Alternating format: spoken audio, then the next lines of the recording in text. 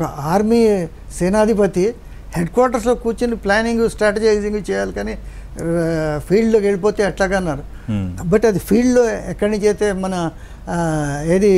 మన మణిపూర్ నుంచి ఆయన బాంబే దాకా పదయాత్ర చేశాడు, భారత్ జోడో న్యాయ యాత్ర, ఆబ్వియస్లీ సక్సెస్ఫుల్గా అయింది. బికాస్ ఏ రాష్ట్రాల నుంచి వెళ్ళారో, బీహార్లో, మధ్యప్రదేశ్, ఆ రాష్ట్రాల, ఉత్తరప్రదేశ్లో అయితే అసలు అనూహ్యంగా వచ్చాయి.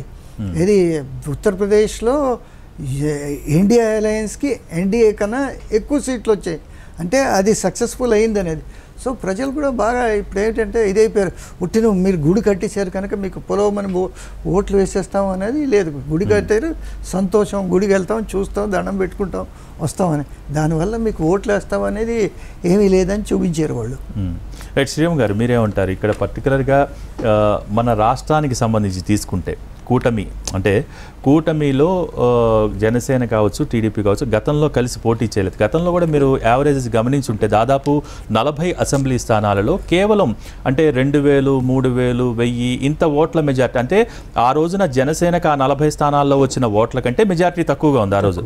ఒకవేళ కనుక జనసేన టీడీపీ కలిసి పనిచేసి ఉంటే ఆ రోజు ఆ 40 స్థానాలు ఖచ్చితంగా వీళ్ళు సంపాదించే వాళ్ళని ఒక చర్చ కూడా సాగింది. సో ఈ రోజున ఆ ఇద్దరి కలయికకి ఇది ప్రజలు ఒప్పుకోవాలనుకోవచ్చా, లేకపోతే ఇప్పుడు పూర్తిగా యాంటీ జగన్కు వచ్చిన రిజల్ట్ అనుకోవచ్చా, ఏమనుకోవాలి? అది మీరు ఇంకో విషయాన్ని ఇక్కడ బాగా అబ్జర్వ్ చేయాలి. ఈ కలయిక వల్ల ఎన్నికలు కొంత ఫెయిర్ అండ్ ఫ్రీగా జరిగినాయి, అది మర్చిపోతున్నారు మీరు. అది లేకపోతే సీట్లు తేడా వచ్చేవి. కనీసం ఒక 20-25 స్థానాల్లో రిగ్గింగ్ విపరీతంగా జరిగేది. ఈ కలయిక వల్ల election commission has taken very precautions తీసుకోవడం వల్ల ఏమైంది, ఎన్నికలు కొంతవరకు ఫెయిర్గా జరిగినాయి. ఐ కెనాట్ సే 100% అసలు ఒక్క ఓటు కూడా రిగ్గింగ్ అవ్వలేదని నేను చెప్పలేను, కానీ చాలా వరకు రిగ్గింగ్ తగ్గింది, దొంగ ఓట్లు తగ్గినాయి. లేకపోతే మీరు చూసి ఉంటారు, ఆ ఎలక్షన్ ముందు నెంబర్ ఆఫ్ ఓట్స్ ఒక్కొక్కటి పేరున 30 ఉన్నాయి, 40 ఉన్నాయని ఎన్నోసార్లు పేపర్లో మనకి విత్ ఫోటోలు వేశారు. అవన్నీ చాలా వరకు తగ్గించారు. 100% తగ్గదు ఇండియాలో, కానీ చాలా వరకు తగ్గించారు. ఎలక్షన్స్ ఫెయిర్గా జరిగినాయి, రిగ్గింగ్ తగ్గింది. తర్వాత పూర్తిగా ఈ కూటమికి ఒక అవకాశం ఇవ్వాలి. ఎందుకంటే ఈ వాట్ యు కాల్ ఎంతకాలం సార్ మీరు ఈ పరిపాలనని అటు కాదు ఇటు కాదు, అటు మీరు ఏదో ఒకటి చేయండి అంటున్నారు. ఏమని, అటు అమరావతి చేయండి, లేకపోతే వైజాగ్ చేయండి అంటే కోర్టులు అడ్డు వస్తున్నాయి, నేనేం చేయను అంటున్నాడు ఆయన. కోర్టులు అడ్డు వచ్చి ఉండొచ్చు, కానీ ఆయన వైజాగ్ వెళ్ళట్లేదు కదా. అసలు వైజాగ్ వెళ్ళడానికి అక్కడ ఏమీ అవకాశాలు లేవు, అక్కడ అనవసరమైన విషయాల్లో వేలిపెట్టాడు.